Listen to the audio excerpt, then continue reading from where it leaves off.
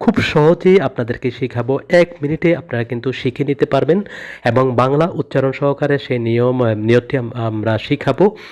যদি কেউ বাংলা বা আরবি নিয়ত করতে না পারেন, আপনারা বাংলা করতে পারেন। যদি বাংলাও না পারেন তাহলে কিভাবে করতে হবে আমরা আপনাদেরকে তা বলে দেব।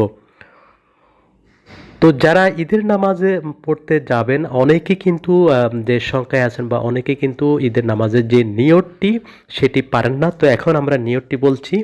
নাওয়াইতু আন উসাল্লিয়া লিল্লাহি তাআলা রাকাআতাই সলাতিল ঈদিল ফিত্র মা সিত্তি তাকবীরাতে ওয়াজিবুল্লাহি তাআলা ইক্তাদাইতু বিহাযাল ইমাম মুতাওয়াজ্জিহান ইলা জিহাতিল কাবাতি শরীফাতে আল্লাহু আকবার।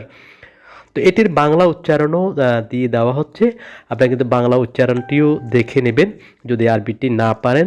যদি বাংলাও না পারেন তাহলে শুধুমাত্র আপনারা এটি বলবেন যে আমি এই ইমামের পিছনে ২ রাকাত ঈদের নামাজ ওয়াজিব নামাজ পড়ার যে নিয়ত করলাম যে আল্লাহু আকবার।